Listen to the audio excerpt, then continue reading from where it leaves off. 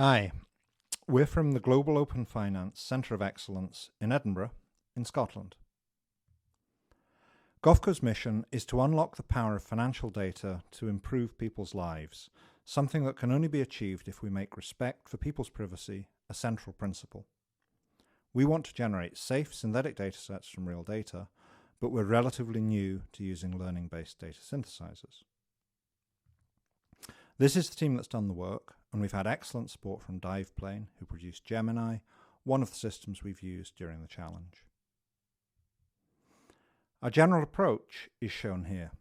2 points to note are our use of constraints for validation and our focus on the transformation sandwich around synthesis. We'll discuss the SAT data first. This is obviously a tiny dataset having just 6 fields, meaning that a kind of inverse curse of dimensionality applies. That is, it's hard to avoid generating synthetic points that are close to real points for this data. We use the transformation sandwich to remove the SAT sum before synthesis and then reconstitute it afterwards.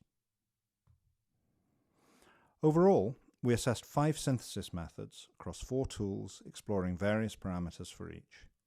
We used the well-known open source synthesizers, SynthPop and the Synthetic Data Vault. We also used Gemini from Diveplane, which uses proprietary methods based on k-nearest neighbors and differential privacy.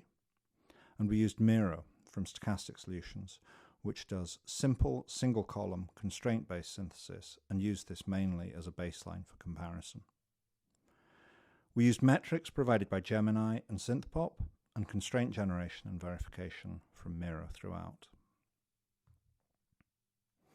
Overall, SynthPop had the highest utility on the SAT data and was able to satisfy all constraints and match both univariate and multivariate distributions convincingly. Some generated points did match real points. We slightly reluctantly removed these points from the output data. We assess performance across 3 main dimensions and use codes based on A to E for disclosure risk, 1 to 5 for utility, and very fast to very slow for speed, taking into account both compute time and human time.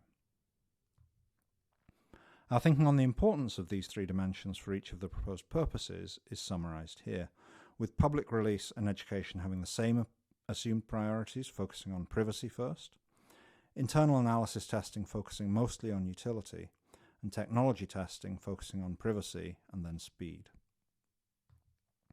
Overall, we think SDV with Gaussian copula produced the best combination of high utility and low disclosure risk for public release and education, while SynthPop produced the highest utility data, so is good for internal testing. Miro's simple approach was computationally cheap and knowably safe, while probably having adequate utility for testing technology. We now move on to the ACS data. We worked with a 20K sample for speed and also always used the transformation sandwich on departure and arrival times. We also improved utility for all methods by transforming income components to proportions and by adding a Boolean indicator for the capped 501 value for poverty. We assessed all the same methods as for SAT with various parameters, but were unsuccessful with SDV's conditional GAN. In our view, Diveplane's Gemini combined the highest utility with low disclosure risk and modeled both univariate and multivariate distributions well. We illustrate this by showing the real and synthetic relationships between a few variables and the poverty measure. SynthPop produced the highest overall utility, but too many replicates for comfort, damaging its privacy, so we would use Gemini for most purposes. Miro, again, was lightweight, knowably private, and preserved one-dimensional distributions well, making it a good choice for testing technology.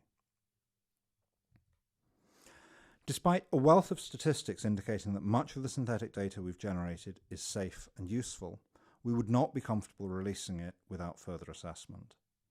We would be more comfortable releasing synthetic SAT data than ACS data at this point, and we would today have the greatest confidence releasing data from Miro, where the nature of the synthesis intrinsically and knowably limits disclosure risk.